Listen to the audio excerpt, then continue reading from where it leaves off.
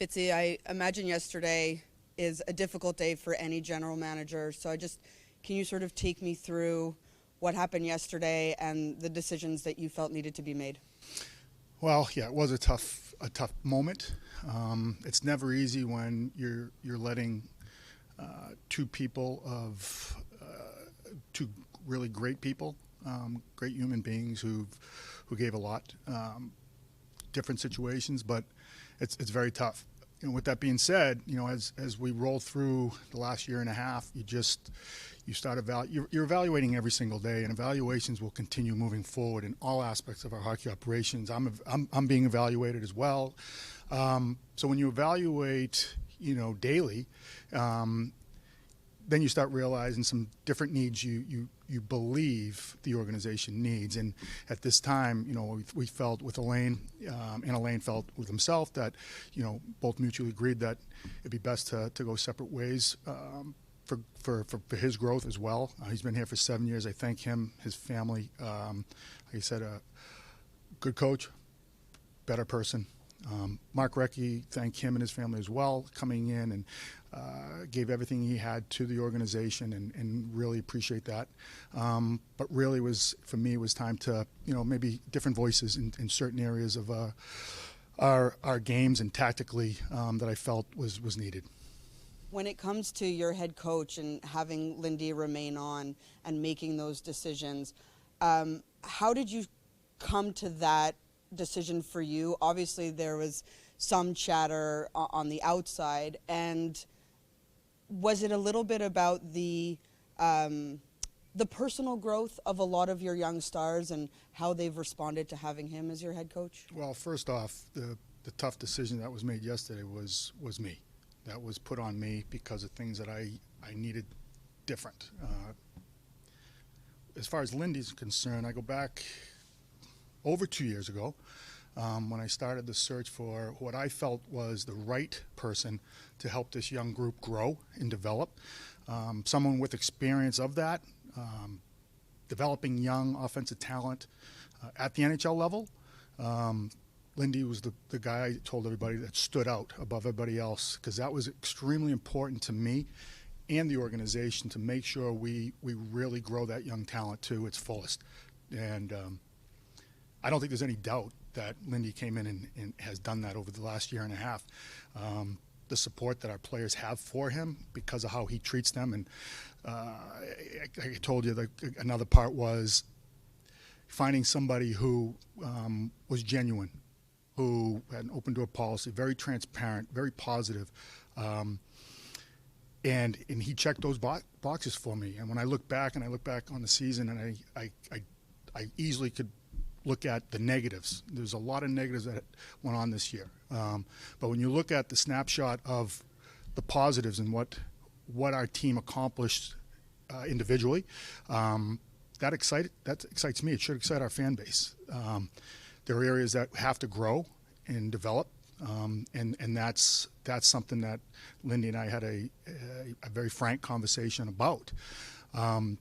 And supporting him at this moment is something that I believe is important, because of the snapshot of all the positives that I've seen from our players, how they respond to him, is something that I can't ignore. But when it comes to further growth, you talked about that individual. I mean, how much does the focus almost have to be solely on team growth, right? You've seen it under his tutelage, these growths, but maybe not necessarily as a team as a whole. Yeah, and let's be straight. This is everybody. When I talk about evaluations, it's everybody. I'm evaluating the players. I'm getting player feedback on certain areas. I'm challenging players on, how they can be better. Coaches, training staff, equipment staff, my hockey operations staff. We want to be the best, and you just can't go from 0 to 60. I think we're growing. With that being said, I have standards that I want everybody to adhere by. I want habits that are, we do things like blinking our eyelids in the game or in the boardroom. there's a lot that we have to continue to evolve. But the one thing that I'm really excited about is the offensive upside I believe the organization has now, because we saw it, in moving forward. Evaluating the team this year, it's tough when your best players play 20 games, but it's no excuse. But again, that snapshot of what we saw and the good, that's what I can't ignore that. Obviously, goaltending this year was a big issue in terms of injuries and all that. I'm wondering your thoughts on Mackenzie getting in those last two games, and what he has to do and what you sort of see from Mackenzie going forward and how important his development will be. Well, like any young player, he's not an old player. He's been here for a few years. There's still a lot of development. That position is, as we know, is the most important position there is on any hockey team. Trying to support him in what we felt he needed over the past 2 years at free agency time was important. Unfortunately, with the injury this year and him feeling 100%, never got there. And that's okay. There's a clean slate right now. We just want him to be 100% and feel 100% and believe he's 100% going into the offseason. Mackenzie's a very confident kid, which I love, and he wants to be our goalie. At the end of season, we talked to Jonathan Bernier, and he said he doesn't know if he'll be ready for next year. He wants to be. He hopes he will be. What area of concern for a third off season? I mean, this is kind of going off what you were talking about with Mackenzie, but what kind of area of concern is that, knowing, where you are in the goaltending situation? Well, Amanda, I've never hid from it. I never have ever dodged any bullets of where we need to improve, and I'm still on that path. Both these goalies know where I stand. Competition will be part of that department moving forward. Whether Jonathan Bernier is 100% come that time, I'm not sure that is going to be real. There will be competition in goal, and I owe that to not only the players and the staff, coaching staff, our fan base, our ownership, everybody who's invested in our team. Would like to know, how do you evaluate your defense when the goaltending is not solidified? Great question, and you know what? It's not a crutch. I don't want to lean on that. It's tough to evaluate your team because of where the goaltending was. I want our team to play the right way. I want our teams to play with certain details that I really believe will push us in the right direction, becoming that contending team we believe we're going to be. Playing with the same habits, not constant reminders, some growth in understanding what their job is, boxing out in front, the physical part, ending plays down low. If we don't do that, it doesn't matter what our goaltending looks like.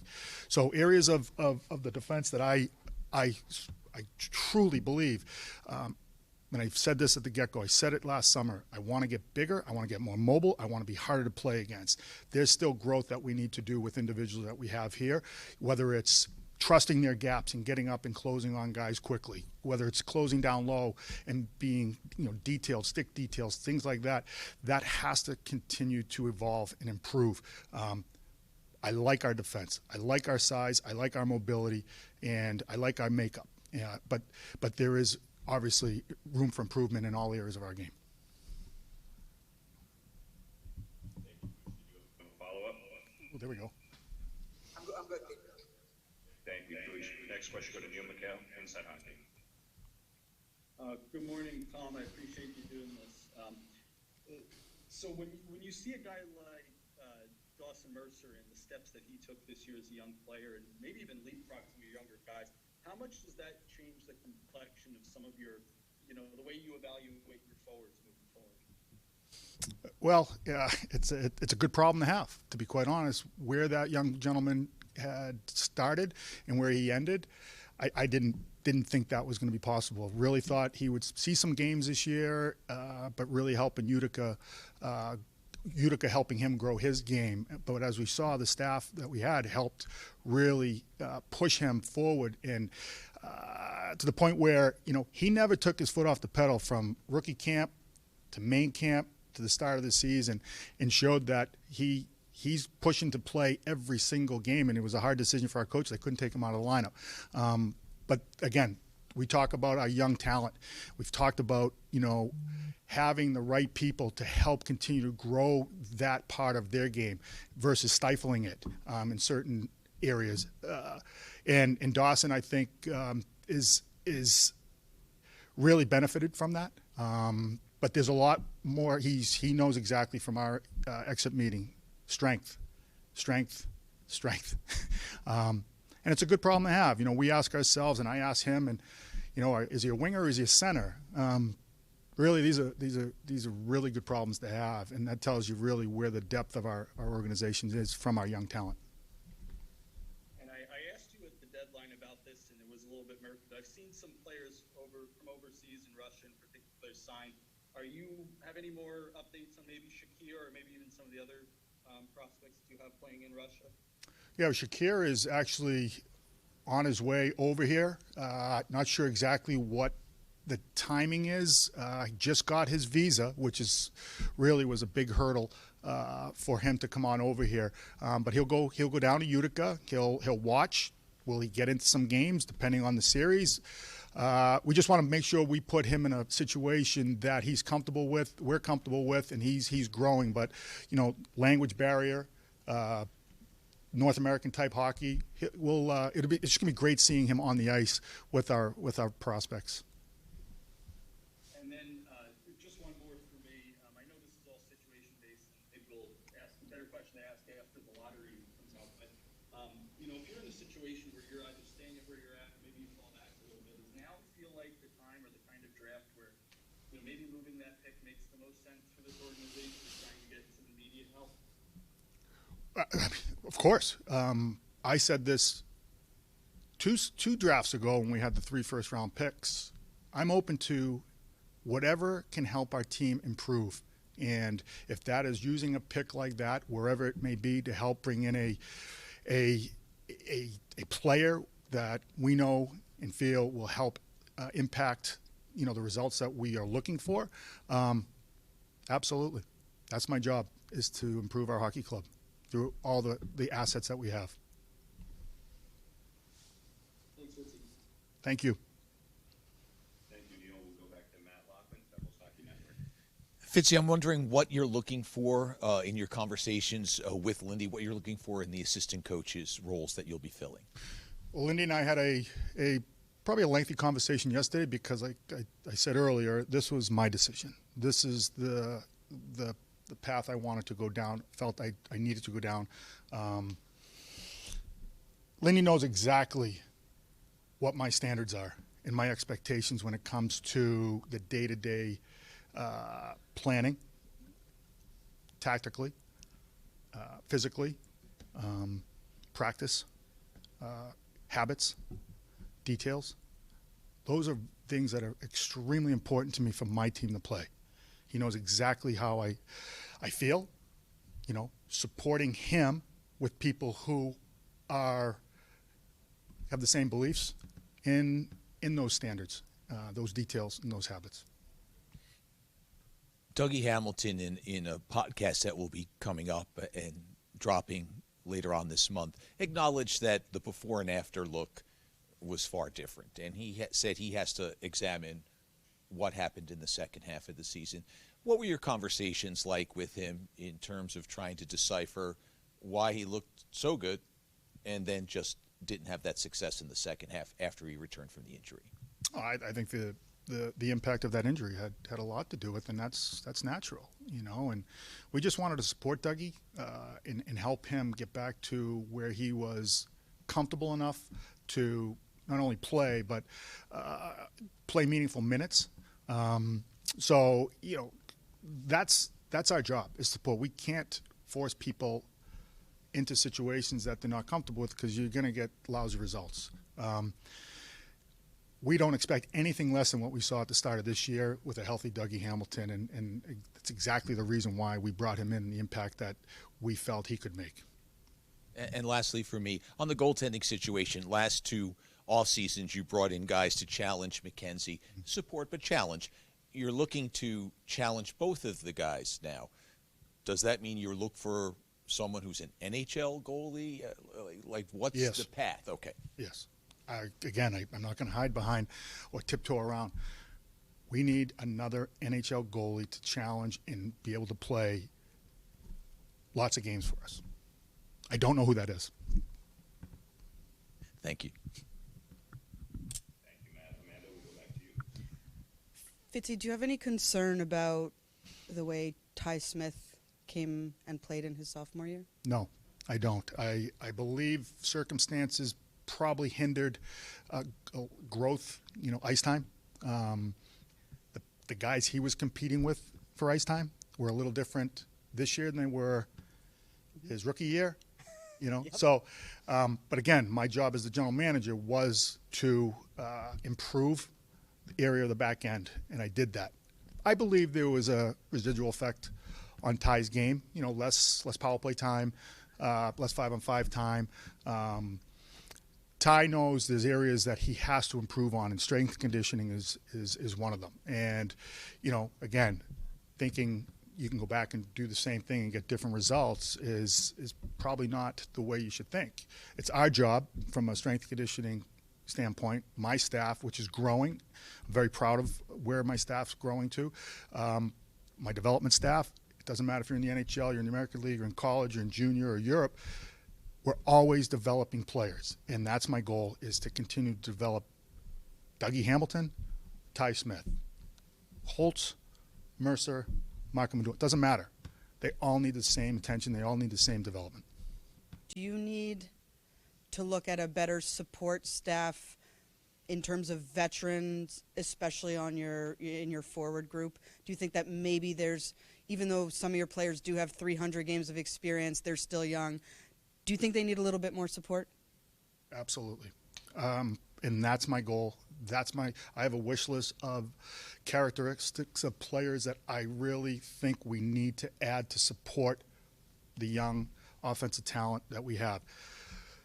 Come right out and say it. I think we have a lot of the same up front. We've got some nice players, really nice players, talented players, but I think we have a lot of the same. I don't want a lot of the same. It's time to start mixing, matching, and building a team, especially up front. Be harder to play against, heavier skill. Not just dump pucks in, but straight line players are important to successful teams. We do have young talent. We all know that. I don't need to name those guys. We saw that this year. But that's the exciting part for me as the manager in building what I believe is a team that not only competes to get in the playoff, but competes once we get into the playoffs. You have a player this year who really stood out, took another leap in his career, which is Jesper Bratt. He's in a position now where he is a restricted free agent. What are sort of your thoughts on, he could be offer sheeted, these types of things, and what is your goal when it comes to addressing, Jesper and his contract this summer? Well, again, Jesper Bratt's a big part of our future. We saw that. He's a tremendous young player. Where he's grown over the last 2 years, again, I can't keep emphasizing the positives of the last 2 years with individual play. No, we want Jesper Bratt here long term. That's my job, is to work out a deal with his agent at some point. Offer sheets, I can't control that. He has arbitration rights. We know that. So again, the goal is to get Jesper Bratt under contract and be part of the puzzle that we're building here. And realistically, prices are also part of the puzzle, and that's where we have to figure out where we're at with him. But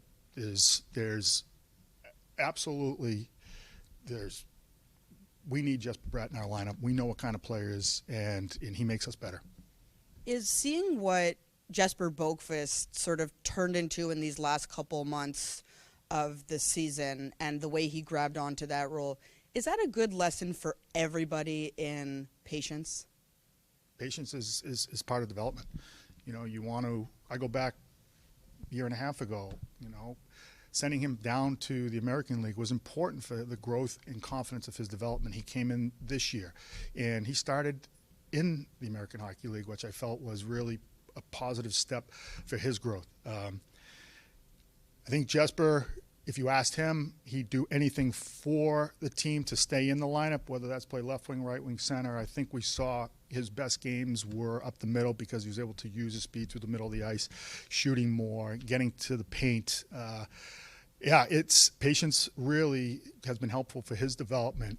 Where Jesper moves forward, I think he's a luxury player that you can have, and I told him this, take pride in playing left wing, right wing, or center because, one, you can stay in the league a lot longer, but you give your staff more options, and we feel that's what he's grown into. Lindy, Jack was very much clear in his opinion about Lindy Ruff, and he supported him. Jesper Bratt also offered words of encouragement. Nico was kind of like, well, I'm not gonna get into that. It's not my decision to make. What kind of conversations did you have with those three young, formidable pieces for the future? Oh, they're very supportive of Lindy Ruff and how they were handled individually, and how he got the best out of them because he allowed them to express their offensive ability and not pull the reins back. Again, going back a year and a half, I was looking for certain attributes from the head coach that were non-negotiable. And growing our young talent at the NHL level was a big part of my decision-making on who was going to be the next coach. Lindy checked all those boxes, as we saw and we hear. And not surprising that they all said to me in my private meetings, the support they have for him and how influential he's been to their development at this stage of their career. As regards some other players, Jimmy Vesey is an unrestricted free agent. PK Subban is as well. And then I'll get to Pavel Zacha unless you want to clear all three up. What are the statuses of Jimmy in terms of your thoughts about maybe coming back or not? PK, you had mentioned at the trade deadline, not an offer, but does he have a role perhaps in a lesser position? Yeah, no, that's the reality of, potential UFAs. You have decisions to make, but what applies to decision-making with them is, do we have internal options to replace guys? Are those internal options that we believe are they ready? You don't know that until training camp. You don't know what kind of summers. You believe, and again, with our development staff and staying on our guys, knowing every step they make and every ounce of improvement we ask them to make, you just never know. When I get together with my pro staff, and coaching has a lot to do with the makeup of your team because they're with these players every day, and they're saying, if we can get a player like this style or that characteristics, where does Jimmy Vesey fit? I think Jimmy Vesey came in here, he earned a spot on this team. I can put my head on the pillow every night knowing that I helped grow his game to a point where if it's not here, he'll find value, and somebody will find value in him at the NHL level to help their team, whatever role it is, because he proved that he could reinvent himself, I guess, to a fourth-line guy who really took a lot of pride in blocking shots, killing penalties, and then he still had the offensive ability to score, 10 or so goals. PK, yeah, very transparent with PK. Right shot D do not grow on trees. With PK, I just said it's not a matter for today. I want to continue to help. I need to help grow our team. I don't have, do we have internal options? Possibly. We don't see where Riley Walsh fits in. He came up, played the one game. He deserved that. But it's an open-ended conversation. And as regards Pavel Zacha, what's his future? What are your thoughts on how you'll approach him? Well, he's an RFA this summer. He has arbitration rights. I will talk to his agent. I have to really look at the big picture of how we're constructing this team to move forward to be a playoff team. That's our goal. It's everybody's goal, but it's expected from my end to everybody else's end. Then beyond that, what's the characteristics we have in our roster look like in the playoffs? Where Pat fits, we'll go through that process internally. What we need, does he fit? He's a good player. He's a really good young player. He's got talent. He's got size. He's got versatility in his game. Everybody's looking for players like that. We're no different. I just want to see where some of the ducks fall and how we want to build out this team. Thank you. Thank you, Matt. We'll go to Tom Canavan, Associated Press. Go ahead, Tom. Fitz, how you doing? Good, Tom. A couple of days ago, Lindy said that he was asked about the though we finished a lot of points out of the playoffs, I think we're close. How do you comment on that? Well, I said it earlier, Tom.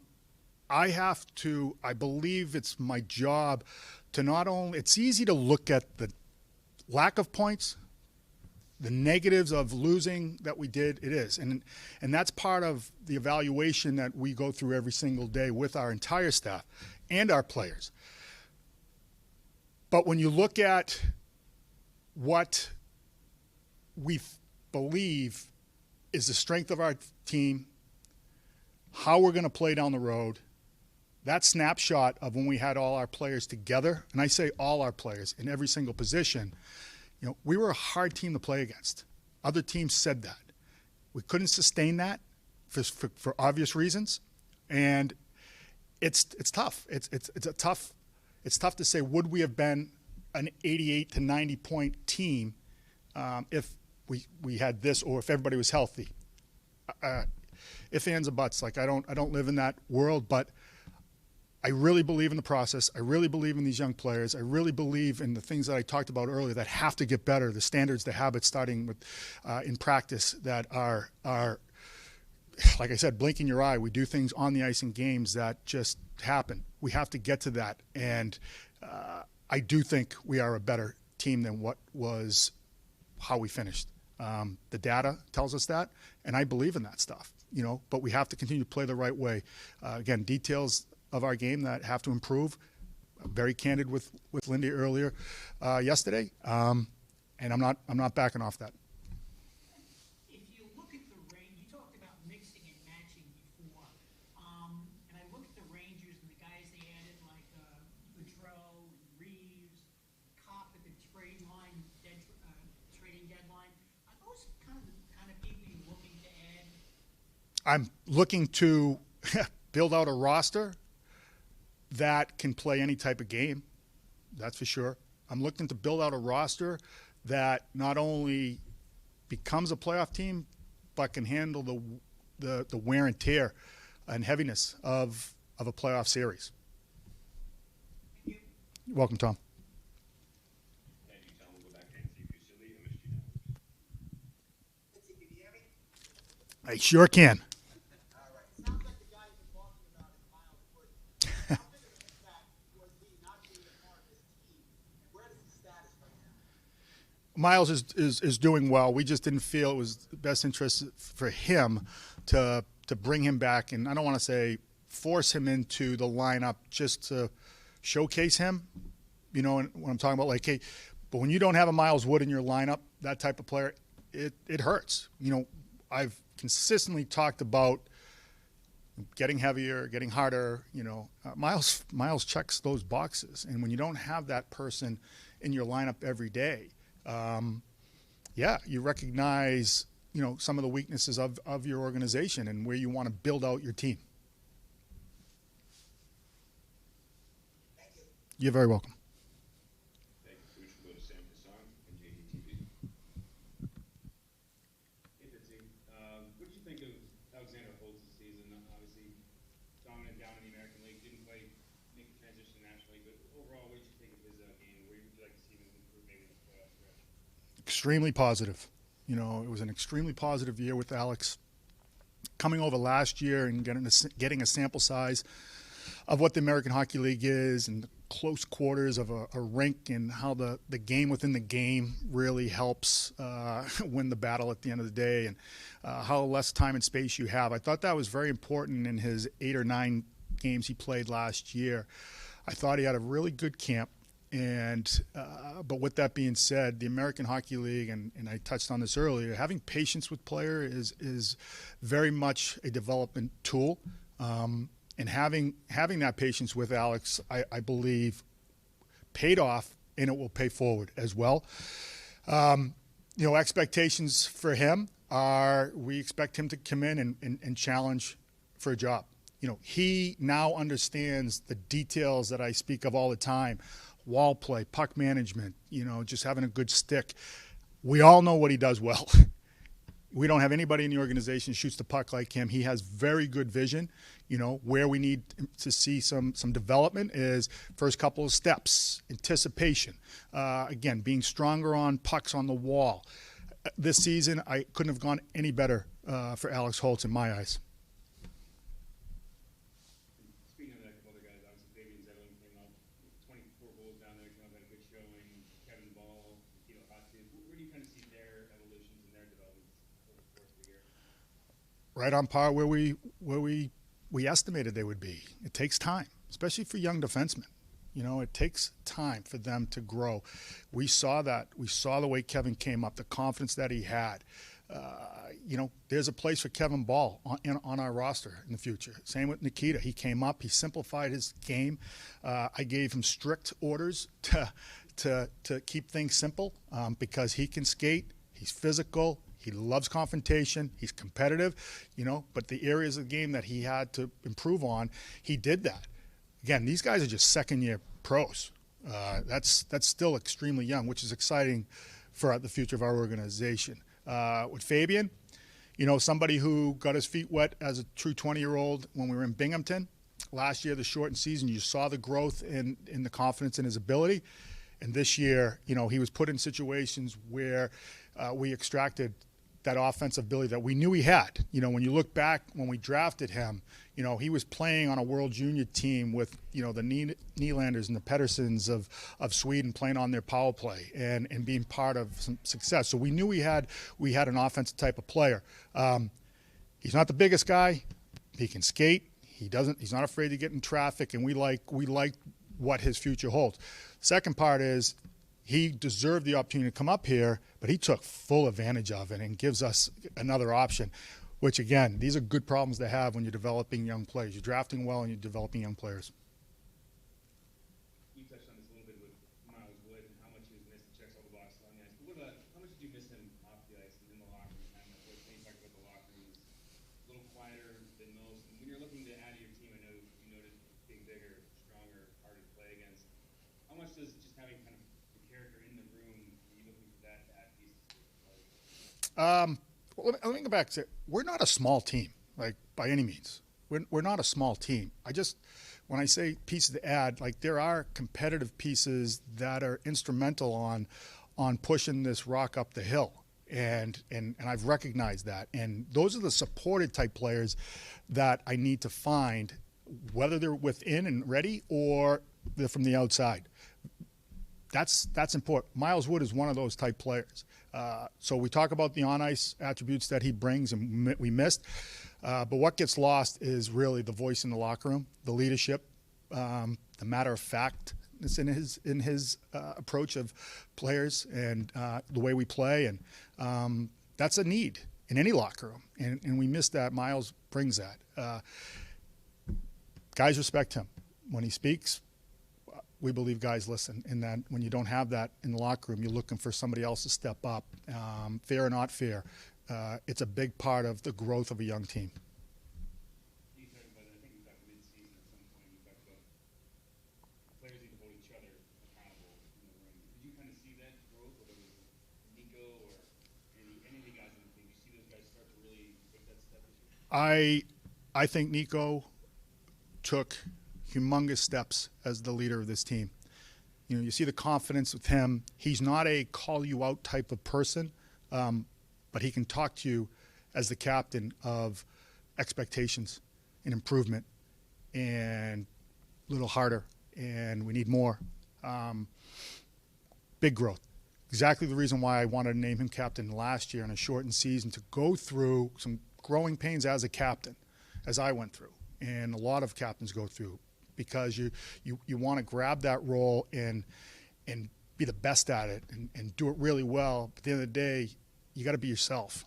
And different leaders lead different ways. Nico's leadership skills are guys follow me, and he drags people into the fight. And that's the kind of captain I knew he'd be.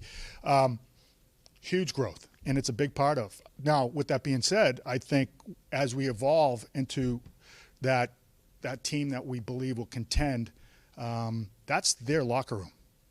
They police it. They have their own expectations. They know ours, but challenging each other is growth and development, and we do need to see some more steps there. Thank you, Sam. Amanda, we'll go back to you. Fitzy, I think you've covered it here in a lot of your conversation, but can you tell me, briefly, what is the identity that this team needs to have? And can you no longer rely on we're a young team that's learning? Because that's a refrain that we've heard a lot, but a lot of the young guys, as we mentioned before, have played a lot of hockey. I don't think I don't think learning ever ends. It doesn't matter what age you are, whether you're 20 or you're 35. It doesn't matter. If you have a growth mindset, which I want my group to have, you're always wanting to improve. You're always wanting to learn. You're always wanting to get better. We are the youngest team in the league. Fact. I'm not going to hide behind that. But the growth that I've seen and we've all seen is there. There's no more excuses. Oh, we're the youngest team in the league, and guys know how to play. Guys know what the standards are and expectations of what we're trying to build here, and the culture that we want to build. We all have to be pulling the same way, and you may not like certain things, but you have to be good teammates. You have to challenge each other. We need to take that step, and there are some good things we did this year. There are some things we have to learn from, and I believe we will to make that giant step next year. You mentioned it a little bit when you were talking about Holtz and Zetterlund and some of those guys, but how proud are you of the work that's been done down in Utica, the experience that this next generation of Devils players are getting from this experience right now? Oh, it's incredible experience that these kids are getting. Kevin, Sergey, and Brian have done a great job with all our prospects, pushing them, understanding what's expected of them, how we want to play. You asked me this earlier. I didn't answer it. How I want to play. We want to play fast. We want to be competitive. We want to play with edge. Things that are non-negotiable for me, for any player in my organization. Blocking shots, taking a hit, and taking the body. Those are all choices you can make, and those kids down there have done that because it's demanded of them, like it is here, and we can continue to grow with it. The experience that they're going to get here in the playoffs is invaluable. You can't just snap your fingers. We had a great year down there. We won our division, but it's a new season right now, and this is another step in learning and understanding that playoff series are just one game at a time. And strategy could change from game 1 to game 2. And being adaptable and being unpredictable is something that I want my team to look like. And Kevin and his staff have done that down there. So it's going to be fun to watch, that's for sure. And it's going to be a great experience for all these guys that will pay forward for us because they're going to expect to make the playoffs and expect to play meaningful games. That's exactly what we wanted. Last one from me. The coaching situation, obviously you need to bring into new coaches or what have you, and Matt kind of alluded to it before, but what's your involvement, Lindy's involvement? How do you approach making those decisions on who's going to join the coaching staff? Well, it's a great question. And at the end of the day, I'm the general manager, and I would never force something on somebody. But I'll have boxes that I need to be checked with individuals, and we'll put that together with the entire staff. My hockey ops department. Again, I go back to my conversation yesterday with Lindy. He knows exactly where we need to improve, exactly what needs to come in to help support what we're missing, and I'm excited about that. Won't be easy. There's probably going to be a wish list. But I need to find the best possible people who understand, our standard, our expectations, and how to get us to the next level. But they have to have certain characteristics that I wholeheartedly believe in. So is that kind of like you both bring a couple people to the table and have those discussions? Is that kind of how it works? Like if he has ideas and you have ideas and then sort of go through a list? Lindy Ruff was brought in to be a partner of mine. And partners bounce things off each other. Partners trust each other.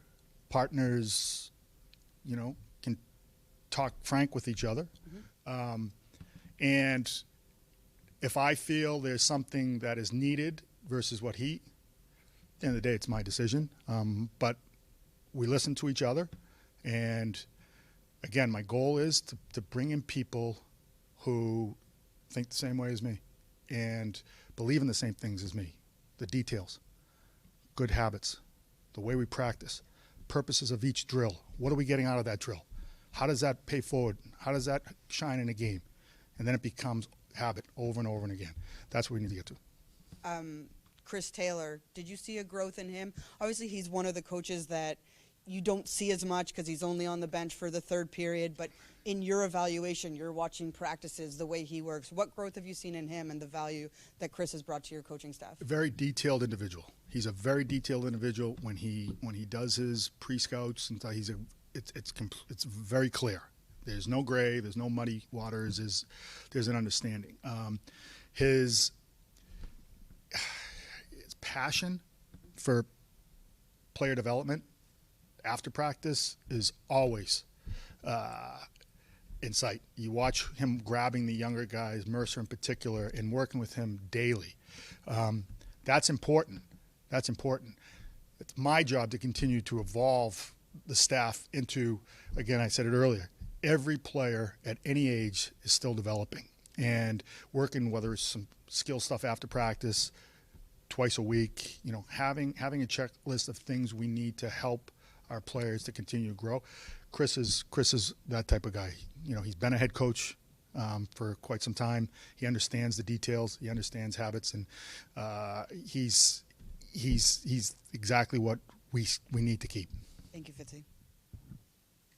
Thank you, Amanda. That's it for questions for today. Fitzy, we'll leave it to you.